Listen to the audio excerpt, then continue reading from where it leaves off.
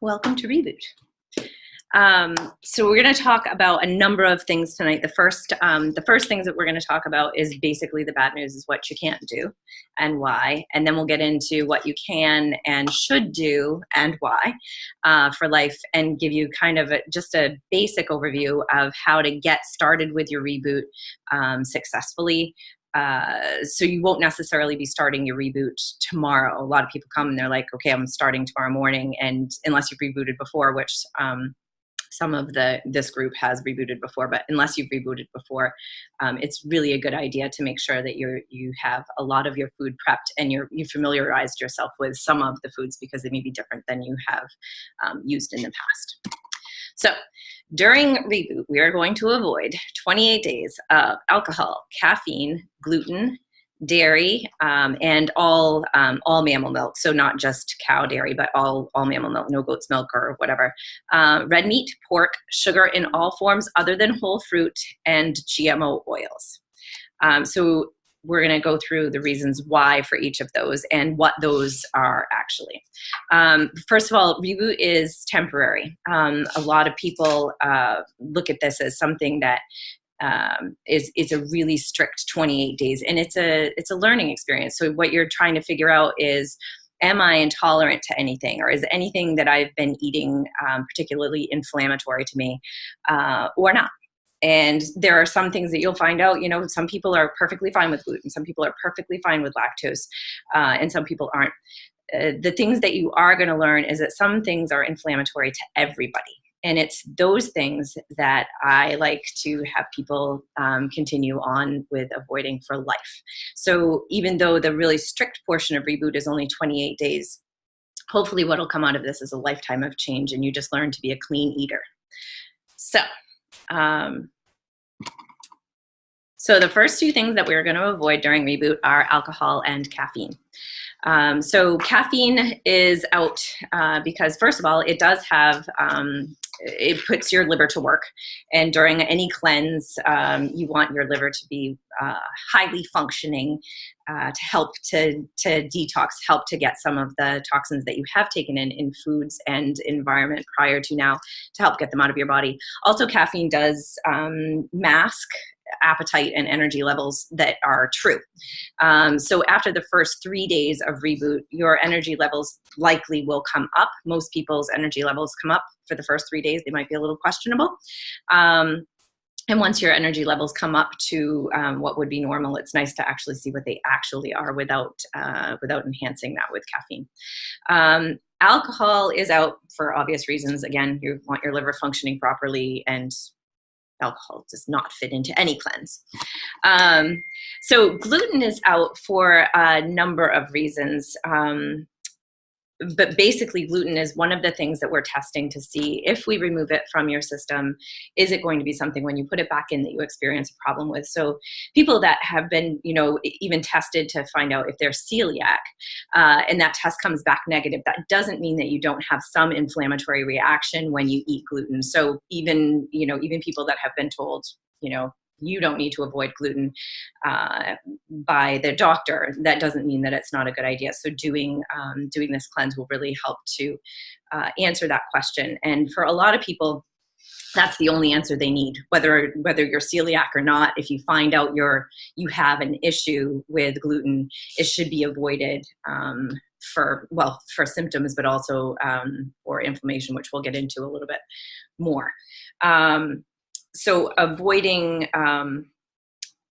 so there are over 200 symptoms that are attributed to gluten intolerance.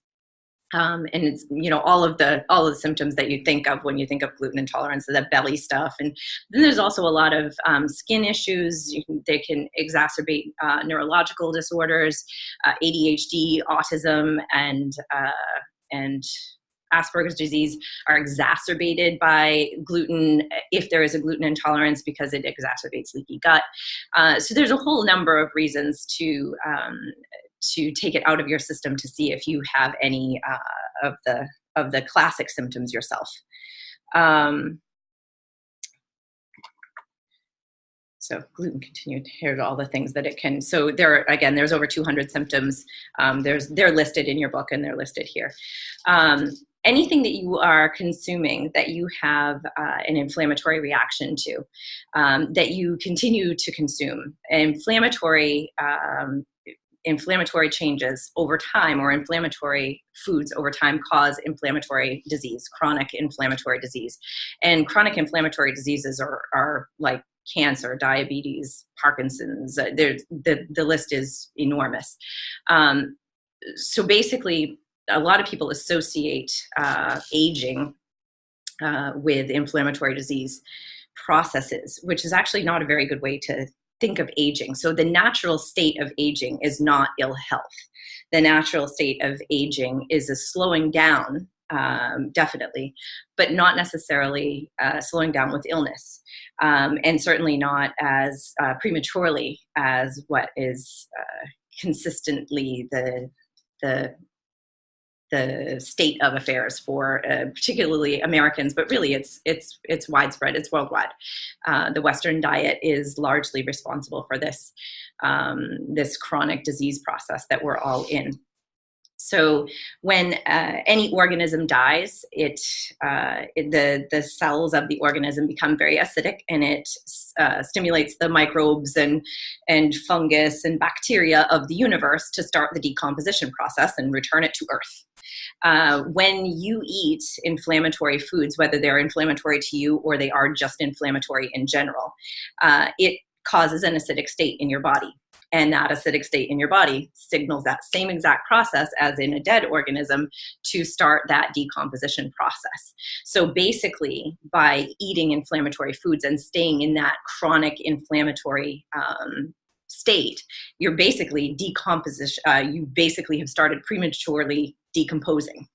And that's what causes all of the myriad problems for this system and that system, basically saying, I can't do it anymore. So gluten is out because for many, many, many people, it is inflammatory, and we'll find out for you. Lactose is out, very similar. Many people are lactose intolerant and don't know it. There are very few people that are casein allergic, which is, so lactose is the sugar in milk, and casein is the protein in dairy. Some people, as adults, don't know that they're actually casein allergic. And it's happened. I've taken probably 300 or 400 people through this program, and I've had a small handful of people that found out at 40 years old that, oh my gosh, I'm actually allergic to milk. It's not a lactose intolerance. I have an allergy to the protein. And, you know, problems solved for a lot of disease processes that were suffering, and one was suffering, and she stopped consuming milk and all of it went away. Anyway, it's very uncommon to have a protein allergy or an actual allergy to something and not know it prior to, but it is possible. But that's why we're taking out, so lactose is what we're really testing for here, and we'll get into the casein stuff at the end of Reboot when we put foods back in. If you do have a problem with lactose, we'll test you for casein too. So with lactose, there are very similar symptoms to gluten. The belly symptoms are really common. Asthma can be exacerbated, skin conditions, eczema, dermatitis, very similar to the gluten problems. One thing that's really interesting, and you'll get to find out, and we'll talk more about this when we do the reintroduction, but some people already know they're lactose intolerant before they even start Reboot. But you can actually be gluten intolerant and not lactose intolerant, and you think you're lactose intolerant. So if you are consuming gluten and you're gluten intolerant, you are automatically lactose intolerant, because the cilia in your bowels hold on to the digestive enzyme lactase, which is how you digest lactose. And if you're eating gluten and you're gluten intolerant, your body cannot hold on to that digestive enzyme. And because of that, you're automatically going to be lactose intolerant, because your body isn't going to have the enzymes it needs to digest it. So you stop eating gluten and all of a sudden you're not lactose intolerant anymore. So when we reintroduce foods, you're going to get to find out if you already know or think you know that you're lactose intolerant, that you may not actually be, which for some people is great news, because it gives them, even though I don't like this, most people are like, I get ice cream back. But sugar is one of the other things that I want you to avoid for life. So red meat and pork are out, not because they're necessarily bad. and we'll talk about what red meat and pork isn't necessarily bad as we get into further in the program when we talk about GMOs and toxic food, toxic environment. But for the simplest version of why they're out right now, is because it takes approximately 7 days to digest them. So we want to have foods moving through your body very quickly, and the more bioavailable or the more easily processed foods are and nutrients are to your body, the quicker your detox process is going to be, and the more rapidly you're going to get those nutrients into you. Sugar is out in all forms except for whole fruit. We're going to have one whole week dedicated to the sugar talk. So we're going to talk a lot about it and why it's out. But sugar in its many forms is the most addictive drug on the planet. And I call it a drug because it actually acts like a drug in the brain. And even though we don't think of it as a drug because it's an acceptable form that all of us are addicted to, or many of us are addicted to, it is actually very addictive and creates a cycle of craving, not only a psychological cycle of craving, but actually a physical and metabolic cycle of craving as it messes with your blood sugar and insulin levels. So sugar is out in all of its forms except for whole fruit. When sugar is inside a fruit, your body really knows what to do with that. It's when the sugar is removed from the whole that your body says, "Ooh, I don't have a clue what to do with this besides, go directly to the bloodstream, easily available. And then the overflow is fat in the bloodstream in the form of triglycerides and then subcutaneous fat. But the insulin rush and all of the other things that go along with eating refined sugar is really a tough process for your body to go through over and over again. And again, we'll have a whole week dedicated to this, but even if you feel like you're someone who doesn't eat sugar, you don't eat sweets, you're going to find how many things have sugar in it that you didn't know, like chicken stock, that it blows your mind how much sugar you are actually getting in a day when you didn't even eat sweet food. So really, we're going to be looking to try to really read those food labels and see what we're getting and get out of that sugar cycle. Actually, before I change that, so sugar, unlike lactose and gluten, which you might be intolerant to, or might have a little inflammatory process from, sugar is inflammatory to everybody, period. So all sugar that is right spinning sugar is inflammatory to all humans. And we're going to get into what is a right spin sugar and what is a left spin sugar. But for right now, just know that the only ones that are left spin for reboot are whole fruits. So you'll be able to have those. And that's why I like sugar out for the rest of your life. GMO oils are, we're going to have another pretty much whole week discussion on GMO oils, which is genetically modified. GMO is a genetically modified organism, so it's the oil derived from these genetically modified organisms. So just to give a brief reason, and again, we're going to have a whole week pretty much dedicated to that, but the brief reason is that when we as people eat any toxin, your body, in order to protect you, will try to put that toxin into a fat cell. And they're like little garbage cans.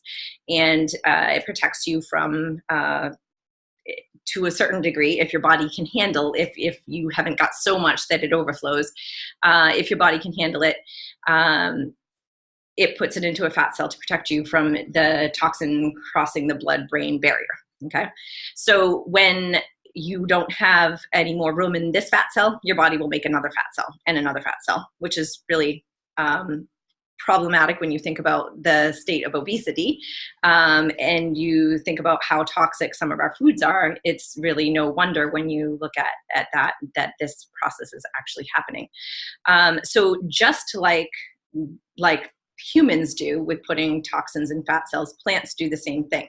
So when a genetically modified plant is what a genetically modified plant is genetically modified for. There are 3 different types, but the main things are so that they can handle massive doses of herbicides and pesticides without killing the plant. So these herbicides and pesticides also deplete the soil and weaken the plants. So then they also have to have not only lots of chemical pesticides and herbicides, but also a lot of chemical fertilizer. And you know that that's not coming from the compost pile. It's anhydrous ammonia, which is nitrogen. The plants take those toxins up into them. And just because it doesn't kill them doesn't mean that it hasn't taken those toxins into the plant.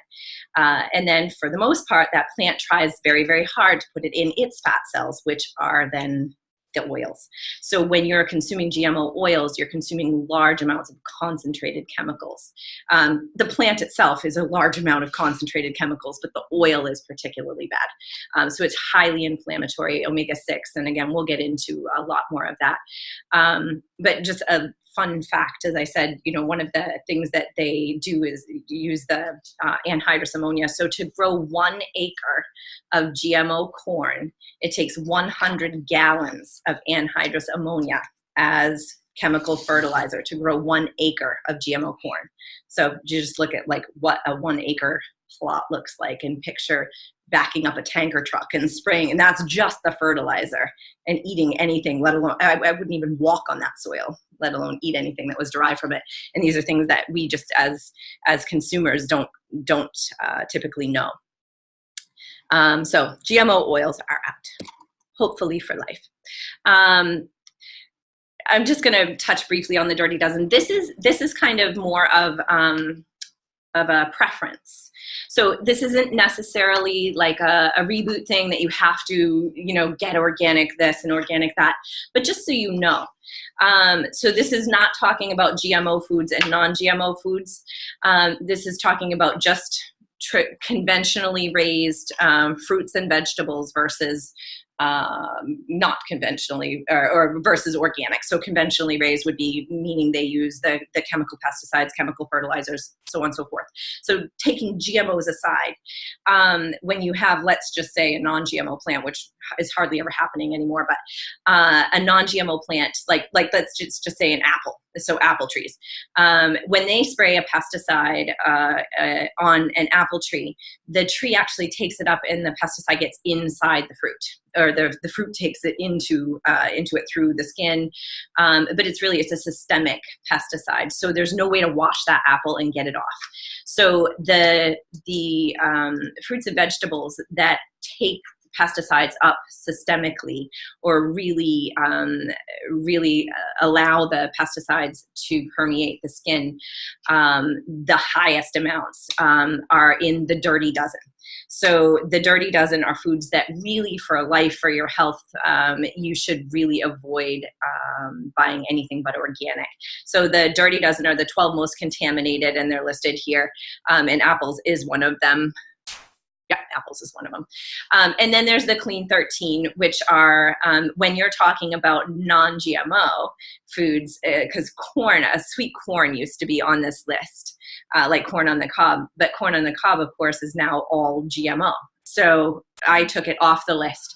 But as far as it used to be before they started genetically modifying everything to the hilt, sweet corn used to be on the Clean 13, because these plants, sweet potatoes, onions, avocados, pineapples, they don't really take things up systemically. And it's not necessarily so much about peeling them, because again, if you peel an apple, the flesh still has pesticides in it. So these Clean 13, you can quote unquote save your money if you want to buy the non-organic, go ahead and do that because they're safer. There's a lot of things that fall in between. So like, I don't think broccoli is on, well, yeah, actually broccoli is in the Clean 13. There are some things that you'll be like, well, wait, this isn't on either of the lists. And you could always pull it up on your phone, and there's like, probably 100 things on there. And you can see where on the list it falls. Is it like number 70 or is it number 14, so what end is it closer to, and make your decision on that. I usually, if organic is 10 or 15 cents more, which sometimes it is. If you look, I just choose organic anyway, even if it is in the Clean 13.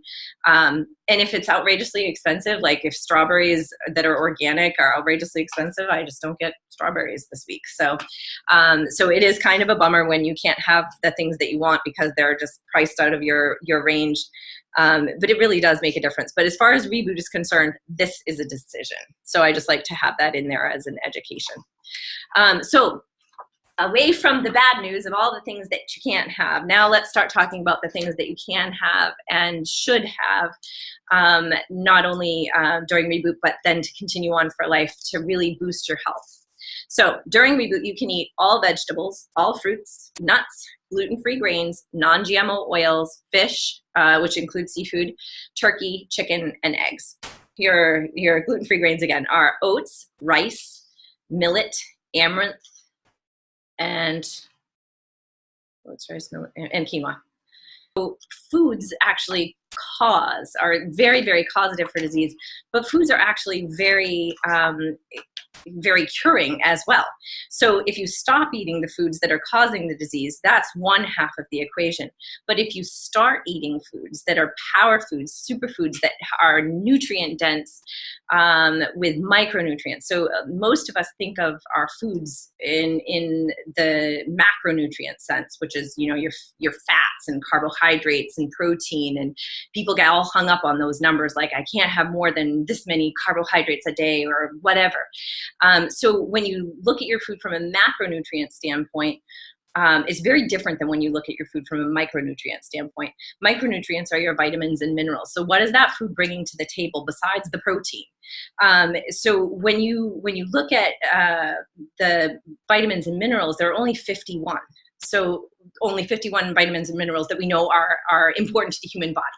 All right, so of those 51 vitamins and minerals that we need in our body, they're all responsible in some way for every metabolic process of our body. So, and I'm not just talking like the metabolism that keeps you like burning calories or whatever, but like all of your hormone production from your sex hormones to your, you know, adrenaline, cortisol, all of your hormones are somewhat mediated by different vitamins and minerals.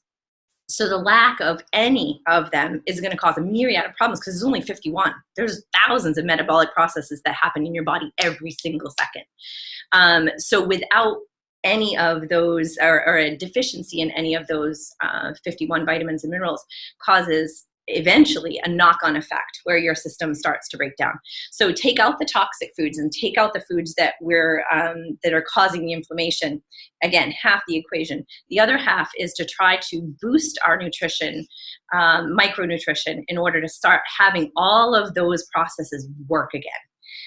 The way they're supposed to, or maybe work for the first time. Because even if you eat amazingly well, if you haven't been eating foods that are superfoods or supplementing with a whole foods vitamin and whole, and I'll get into that a little bit, you probably have not been getting all of the nutrients that you need. And the older we get, the more depleted we get, because there are some things that our bodies need more of as we get older, and also that just naturally decline as we get older. Like women, for example, get really depleted in iodine. Everybody gets really depleted with iodine the older we get, but women in particularly who have had children, because we give a lot of that to our children, and iodine is integral for thyroid function. So anyway, looking at our foods and looking for foods that are power foods, that are power packed with nutrition, is going to be part of what we're doing with Reboot. And then the other thing that we're going to do, and a lot of these foods are going to be one and the same, is looking for foods that'll pull toxins out. So what have we already done? And it's not just necessarily what are the foods that we've eaten that are toxic, but what have we been exposed to in our environments that are toxic? And that is a really scary one, because most of us can't really, none of us can get away from it. I mean, there are flame retardants everywhere you look, and all the cleaning products and everything that's, you know, all of the car pollution, blah, blah, blah. You can't live in a bubble. So how do you get rid of some of these toxins, which are all inflammatory? Again, every single toxin that you either eat or are exposed to is inflammatory to your body. So how do we really kind of bump this down a little bit and get some of those toxins out of our body? So a lot of these superfoods that are not only nutrient rich, but they're also serve a function of detox. So let's talk about what they are. So I have several that I really love for Reboot, and I would love to have you get most, if not all of them, into your diet. So I challenge people on the first week of Reboot to choose 5 power foods to get in, and then hopefully at some point before Reboot ends, you'll try a few more, if not all of them. And not just during Reboot, but again, for your life, because these things are really integral. If you have a very healthy diet and you're eating these power foods on a routine basis, your health is just going to be so boosted, and they're all delicious and awesome and part of many of the recipes of the book as well. So my first, and I also, just as a side here, in the book I've written where I buy them from. So in the first email that I send out, I have links to them. So the one that I buy for chia seeds, the one that I buy on Amazon.com is HealthWorks. It's the least expensive that I have found for, and they are organic, although it's not super necessary to buy chia seeds organic because they're all organic. So I think they're all probably certified organic because chia seeds just grow really, really well and they don't need to do anything to them. So anyway, the ones that I get are HealthWorks on Amazon. So the reason I love chia seeds is myriad. One of the reasons is that it's very high. They are very high in omega-3 fats. So we're going to talk about omega-3 versus omega-6 more during GMO week next week. But when I talked about the GMO oils and how the plants take up the toxins or whatever, it changes the profile of the oil and it makes it very high omega-6 and very low omega-3. All right. And then all of the animals that eat those GMO foods, their profile of omega-3 to omega-6 changes dramatically as well. So what's happened with all of the way that we eat food traditionally is that we've got this giant imbalance of omega-3 to omega-6, and omega-6 imbalance or too high is inflammatory. So you've got inflammation is acidic, and omega-6 and sugar. They can all go like on the same line, like inflammation, sugar, GMO oils, and acidity, this state of decomposition of the body. So eating things that have a high omega-3 ratio is going to basically kind of level the playing field a little bit. So if you were to eat, let's just say, not during Reboot, but if you were to eat conventionally raised beef, it has an omega-3 to omega-6 ratio of, I think it's 56 to 1. So 56 omega-6s to 1 omega-3 if you were to eat like beef from McDonald's. That one might be worse. But if you were to eat grass-fed organic beef that has not been fed corn and you know, that high GMO profile or the high omega-6 profile, the ratio is actually 2 to 1. So it's much, much closer. Still not super because you would like it to be 1 to 1. But so if you're eating all of these really high omega-6 foods, you could eat chia seeds until they come out your ears and you're never going to bring that balance back. So chia seeds are awesome because they're omega-3, so it's going to bring that balance back. Chia seeds are also a tonic. They pull toxins out. So they're very gelatinous, and they actually pull toxins out of your body. One of the toxins that they pull out is not it's a natural, normal part of your body. It's cortisol, and we need cortisol to a certain amount, but most of us are on cortisol overload for a number of different reasons. It can be emotional, it can be environmental, but it's a stress hormone. And most of us have a lot of cortisol, and body does a great job overnight or it hopefully does a pretty good job overnight of bringing that cortisol level down and filtering it out. And in the morning, if you do something to help your body remove it, like chia seeds, and I'll tell you how I do that, your body can get rid of some of that cortisol, because otherwise you wake up and you don't do anything to get rid of that cortisol, and you're going to reabsorb it, and you have today's cortisol and yesterday's cortisol as well. So cortisol is responsible for belly fat and heart disease. And that's kind of a chicken and egg thing. It's like, is it the cortisol that causes the belly fat, or is it that causes the heart disease, or the belly fat that causes heart disease? That visceral fat that puts the strain on all of our organs, our internal organs, is loaded with cortisol. So chia seeds are awesome for those two reasons. What I do to get my chia seeds in, they're in a lot of recipes. I use them in a ton of things. A lot of people will put them right in their smoothie, and that's great if you're going to drink your smoothie pretty fast. And we'll talk about smoothies too. If you're going to drink your smoothie pretty fast, but chia seeds, because they're gelatinous, are going to gel up and thicken up really, really quickly. So if you have too many in your smoothie and you don't drink it fast, you're going to end up needing to eat it with a spoon. So how I get my chia seeds in is first thing in the morning when I get up. I have a little glass of either lately I've been doing it with coconut milk, or just a little bit of water. And I literally have like maybe 3 or 4 ounces of water or coconut milk, and I stir it up real quick while they're still really hard, and they go right down the hatch while they're like little balls. And then I chase that with a big glass of water, because water is very important first thing in the morning, again, for flushing out those toxins. But that's going to do a lot to really get, first of all, you're going to get a lot of chia seeds into you in a very easy, quick way.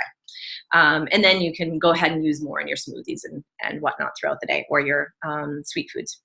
Coconut oil, I have found that there is a number of places now. It used to be that coconut oil was so expensive everywhere, and Trader Joe's was the least expensive.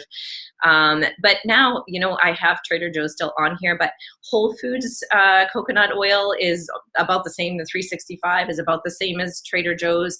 They have gigantic things of it at BJ's, and it's really good quality. I just ordered some online from Nutiva, which is a brilliant company for protein powder and several other things that I just really love from them. And theirs is really reasonable as well. So not necessarily Trader Joe's. Coconut oil is amazing. Topically, it is amazing. Internally, it's just good stuff. It's antibacterial, antiviral, anti-inflammatory. So I would love to see you having a lot more or a lot of that in your cooking. And then also when we talk about when we do toxic food, detox foods, that'll be part of the GMO week next week. We'll talk a lot about, or a little bit about environmental toxins as well. So I use coconut oil and make a lot of my, or all of my own skincare and cleansing products to avoid taking toxins in through my skin. And coconut oil is brilliant. It's one of my favorite things to use for that. And I'll give you some good recipes for that stuff too, which is very easy and awesome. So women, actually, there was a study that I was reading.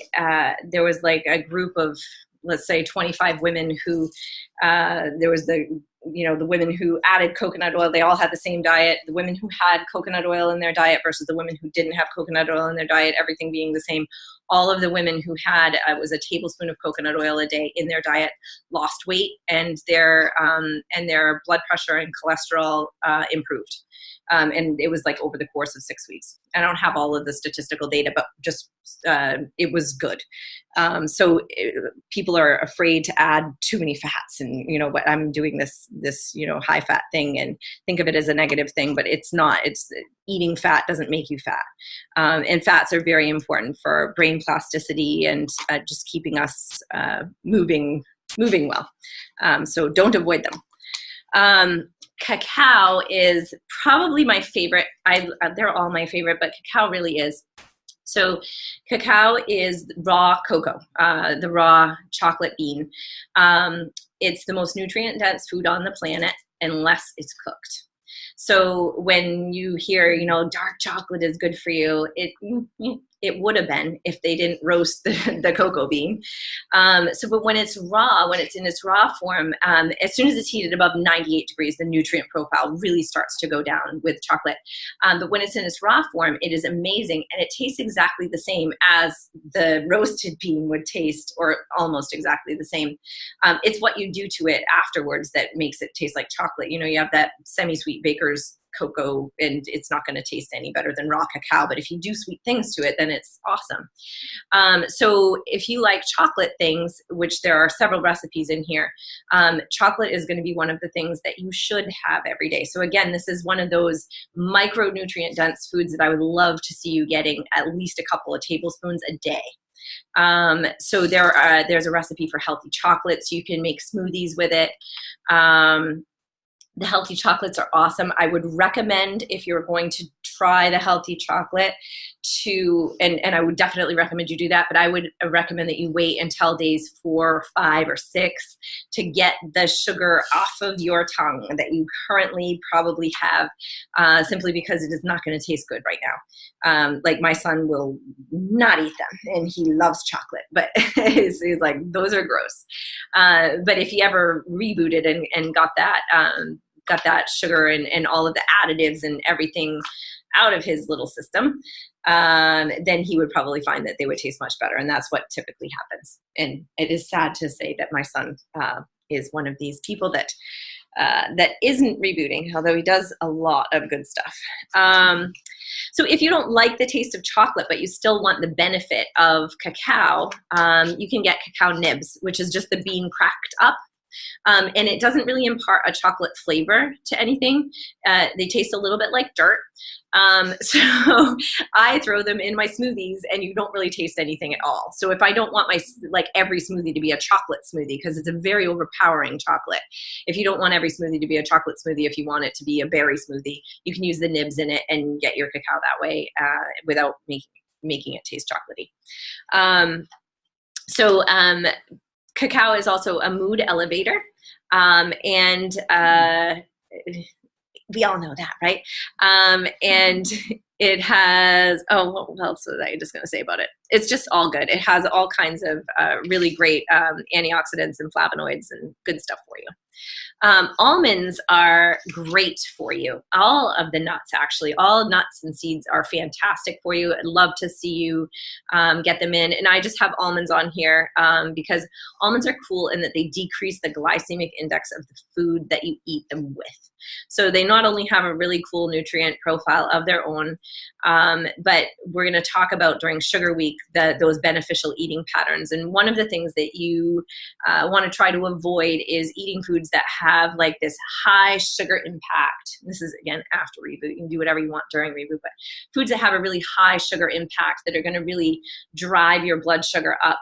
And you're not using that energy right now. So, I mean, if you're out there running a marathon or whatever, you might need that sugar rush. But if you're laying on the couch watching TV, probably not. So when you eat something that has a higher glycemic index at the same time as you eat almonds, it'll decrease the glycemic index. So it'll kind of give your body longer to work through that sugar than it would have taken it otherwise. So that's kind of cool. And some of the recipes, or a lot of the recipes in the book, are made with almonds. So almonds and dates have a very high glycemic index, but you kind of put them together and it brings that down. It makes it very good power food. Flax seeds are another, very much like chia seeds, actually, in that they have a high omega-3 profile. One thing that's important to be said about flax seeds is that they do need to be ground first. If you don't grind them in a coffee grinder, if you don't break the shell, your body can't break the shell either. So you won't really absorb them. They'll just go through and be fiber. Which is nice, but kind of defeats the purpose of eating flax seeds. So just make sure you grind them. They're gelatinous as well. They do that same pulling that the chia seeds do. So very, very similar to chia seeds. Flax seeds have, to me, more of a flavor to them, and a little bit more of a texture. Well, actually, not more of a texture, a very different texture than chia seeds. Chia seeds are, bubbly like tapioca.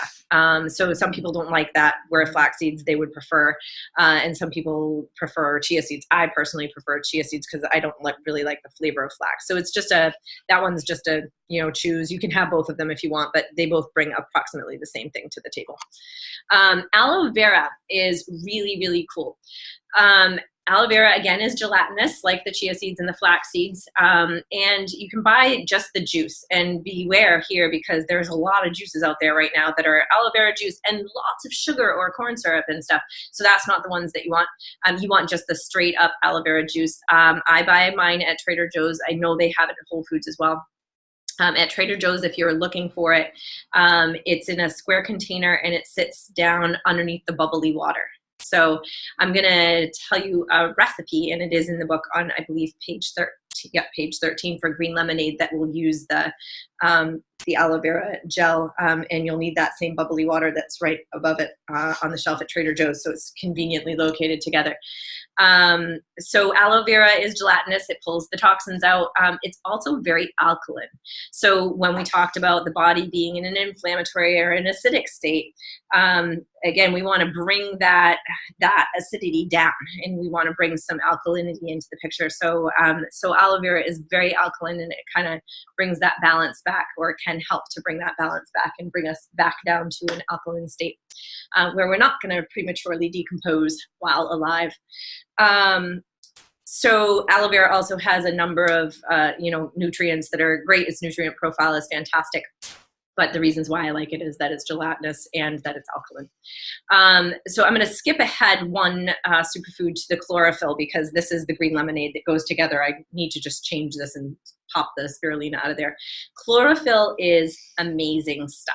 So I buy liquid chlorophyll, and I make the green lemonade, and I'm just going to tell you about the green lemonade now. I make the green lemonade with 2 ounces of aloe vera, or glug glug of aloe vera, approximately 2 tablespoons of chlorophyll, so again, glug glug of liquid chlorophyll, over ice, and fill the rest of the glass with the bubbly water. And then sometimes I'll do a squeeze of, I have an organic lemon with lemon oil, like a squeezy lemon, and do a good squeeze of that, and that's my green lemonade. You can do it with a splash of juice, or you can do it just like that. I like it to have a little bit more flavor than that, because the chlorophyll has a very green flavor. But if you get that, get a good squeeze of lemon in there. I think it tastes fantastic. Most people find it very refreshing. Chlorophyll, the reasons why it are in are why it's one of the power foods are myriad. First of all, chlorophyll is very, very similar in its makeup to our blood. It has magnesium, which is something that a lot of us are most of us are very deficient in. And that's the difference between blood and chlorophyll, which is the blood of the plant, is that magnesium. So when you are consuming chlorophyll, it helps your body to build, not really blood volume, but kind of, it helps your body to build hemoglobin. And hemoglobin is the oxygen carrying portion of your blood. And most disease processes, particularly cancer, do not like oxygen in your blood. So if you're increasing your oxygenation, you are depressing cancer cells all over your body, if you have any, which most of us at least have latent cells that we want to at least not interest in growing, but suppress would be brilliant.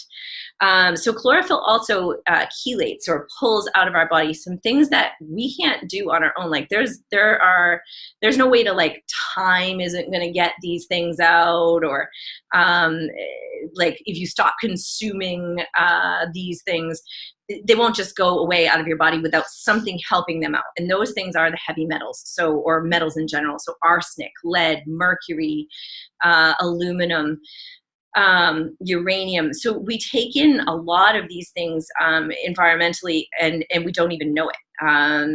Some things have come to us through our cosmetics or vaccinations, or through our water, pipes or whatever. And these metals build up a toxicity in the body, and eventually our neurotoxins, and everybody has a different level of, like, how much mercury can you handle? Don't know. How much aluminum can you handle? until you actually have a neurotoxin or a neurotoxic effect, and then yep, you've reached your level.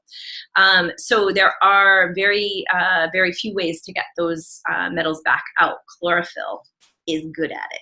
So chlorophyll and spirulina both, so that's why both chlorophyll and spirulina are on here, chelate or remove different metals. So I'd like you to really think about having both of those as your power food regime, as part of your power food regime, and to try to chelate and get rid of some of the metals that you have almost definitely been exposed to in your life, to bring that level down so you don't reach that point where you start having a neurotoxic effect. So a list of just a few more power foods, and I'm not going to really go into great detail on any of these, but cinnamon, turmeric, black pepper. Black pepper is cool. Black pepper increases the bioavailability of the vitamins and minerals that you are eating right now. So when you eat food, your body doesn't absorb everything from it. And as a matter of fact, when you're in a very inflammatory or intolerant state in your gut, you actually absorb very few of the nutrients. So even if you're eating amazing foods, if you're eating it at the same time with something that's causing your body to go like, no, I can't digest that, you're not absorbing very many nutrients at all. When you pepper your food, it makes those nutrients really more available, so your body is really good at absorbing them quickly. So you, if pepper your food is great. Ginger is a tonic. It pulls toxins out really well. Seaweeds are loaded with iodine, something that most of us are very deficient in. Garlic, avocado, kale, cayenne is awesome. It revs up your metabolism and gets all kinds of things moving. Pumpkin seeds, sunflower seeds, amaranth, millet, which are your grains that you can have, but they're also really just loaded with iron and other nutrients that we need. Blueberries, goji berries, acai berries, maca, Incan berries, pomegranate. If you got on Amazon.com and you just put in power foods, you'll probably have 50 more that are really fantastic. And these, again, are things, foods and spices that are in their whole form. So there's nothing else added to it. There's no, 16 other ingredients. It's their whole form, and they're all really powerful. Most vitamins that you buy, like Centrum or any of the vitamins that you buy, or most of the vitamins that you buy at Rite Aid, come from synthetic sources, and your body doesn't know what to do with synthetic vitamins any more than it knows what to do with synthetic food, which is the problem. So taking some of those vitamins can actually be very detrimental. So a whole food vitamin, your body knows exactly what to do with food, and it can take those vitamins out. So if you feel like you're doing a great job with your superfoods and you're getting everything you need, awesome. If you feel like, I'm probably doing okay, but not the best, what I do is I have this whole food multivitamin, and the recommended daily allowance of this multivitamin is 3. I take 1. It's also less expensive that way because mine is like $60 a month. So I'm like, well, there's 1 for Matthew, Kieran, and I, and all of us have at least that many more of those micronutrients from a really great source. And then hopefully we're eating everything else that we need. So it's not overkill. I have on the TL2 Fitness website, which is just TL2fitness.com, I have a tab on there that says, this is what we do. And it goes into all of the supplementation that we do and why, because again, I can't tell you what you should do, but I can tell you what I do, and then you can make your own decisions. So before we get started with Reboot, you have to learn how to read a food label. Most people look at food labels now and look at the protein, the fat, the carbohydrates, and you're like, oh my gosh, it says 26 grams of fat, I'm not eating it. I don't want you to look at that part of it, and particularly I don't want you to look at that where it says sugars on there. So if it has 16 grams of sugar, ignore that. It's an important thing to know, but that's not what we're looking at when we're looking at a label to see, is this a Reboot friendly food or not? When you're looking at the label to see, is it a Reboot friendly food, you're looking at the ingredients only, not the nutrition panel. So if in the ingredients list, it has any of the not Reboot friendly or not Reboot approved ingredients, then you have to avoid that product. So, and you will be absolutely amazed when you're reading food labels, which it's going to be annoying when you first start grocery shopping. The first couple of times you go, you're going to be in the store. People are like, I feel like I live at the grocery store, or 3 different grocery stores, reading these labels. It does become second nature. Just like right now, you can go into Hannaford and you can grab the ketchup you use, the mustard, the mayonnaise, the cereal, the crackers, you know all your brands. You will eventually know all of your brands for Reboot, but it is a little time consuming in the beginning. For that reason, at the end of the book, I have a grocery store tour pictures. It's not at the end of the book. I'm sorry. It's at the end of the PDF version of the book, which you will also get. So you can have it right on your phone. You can scroll through, and it's for Whole Foods, Trader Joe's, and Hannaford. It's just a few of the things that it's really difficult to find. Like, for example, it's really difficult to find a Reboot-friendly salad dressing. At our Hannaford, there are 3. Of all of the salad dressings at Hannaford, there are only 3. So I took a picture of those 3 so that you guys don't have to try to, like read every label. Although I welcome you to. Every once in a while, people find another one and I'm like, yay, add another to the list. And also important to read the labels, even of the things that I said are safe. Just give it a quick read because they change them. I had a mayonnaise listed from Whole Foods and it's no longer on there, but somebody was like, we can have this even though it has sugar in it. And I'm like, no, it didn't have sugar in it last week. So there are many names for sugar, and artificial sweeteners are also a no-no, and this should be for life because they're toxic. But so any artificial sweeteners, aspartame, ascorbate, however you say that, saccharin, maltitol, erythritol, any syrup. So if it says blah, blah syrup, it's a no. So like brown rice syrup, and there's a bunch of them. Obviously corn syrup and high fructose corn syrup. Agave, sucralose, honey, molasses, dextrin, maltodextrin, dextrose, stevia, which I say is actually a great 0-calorie sweetener after Reboot, but only in its whole and raw form, because like Truvia undergoes 32 chemical processes between being a stevia leaf and becoming Truvia, which is toxic. It's just as bad as aspartame. And monk fruit nectar. Those are all, any of the nectars are also sugars. Other names for gluten are maltodextrin, unless it says it's not from unless it says it's from a non-gluten source, like sometimes it'll say maltodextrin from tapioca. Maltodextrin is still a no because it's a sugar. But after Reboot, if you find out you are gluten intolerant, maltodextrin is one of those tricky things that will give you symptoms, because it's typically maltodextrin is derived from wheat. So that was something I learned the hard way. Barley is gluten, and anything containing wheat or malt. Other names for dairy or other ways that they sneak it in. So they have like these non-dairy cheeses or non-dairy products, and they sometimes have casein or whey in them, which I'm like, how is it non-dairy if it has the dairy protein? But just because it's lactose free. Anyway, so some of those cheeses still have casein. There is like one cream cheese that's pretty gross, but if you really need to have some cheesiness in your life, that there's one, and it is pictured in the book that I'll send you.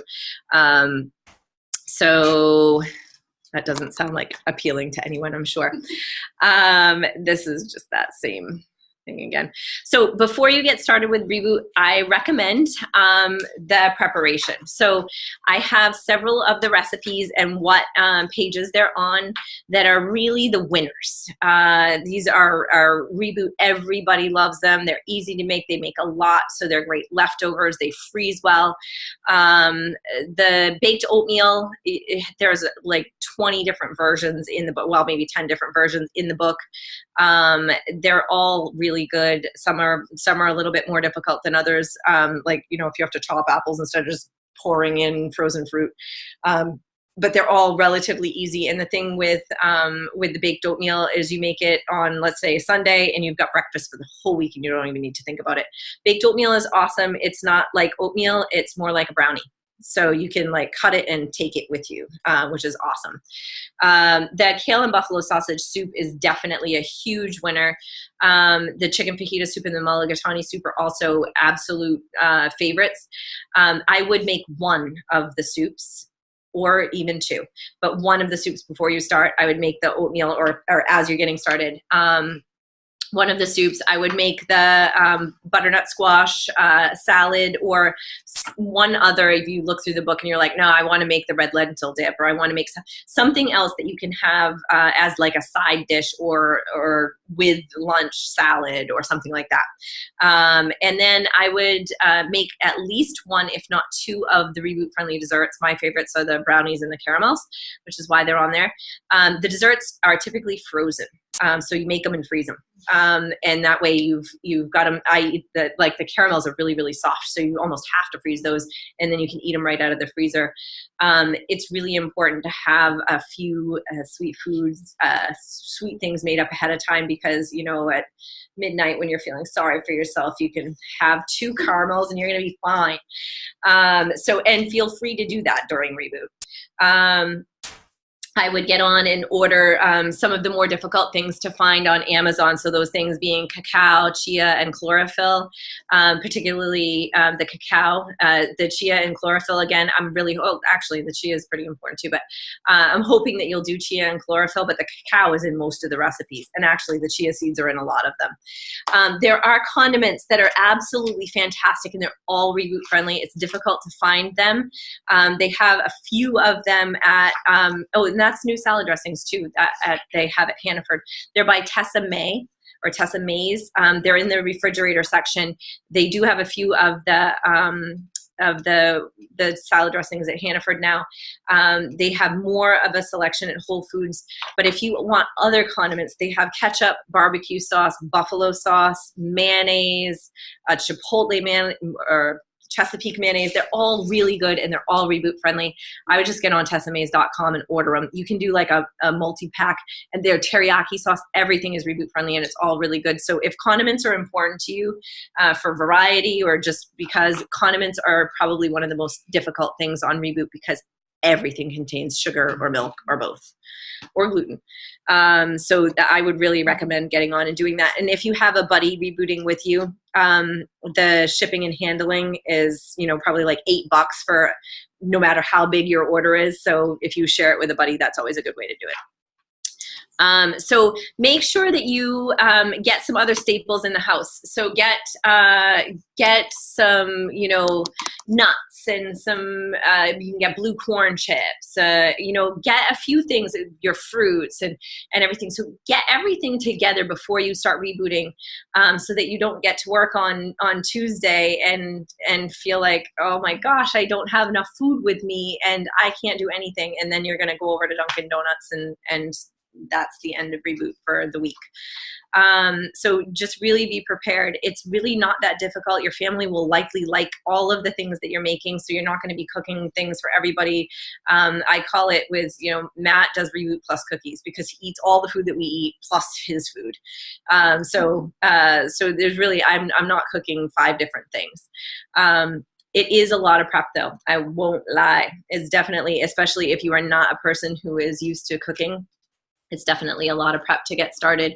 But again, you're kind of batch cooking. So if you do the majority of, like a couple of big things on Sunday, get like 3 or 4 things done, and then you just do regular meals throughout the week. And that, big soup is going to be your supplemental thing or whatever.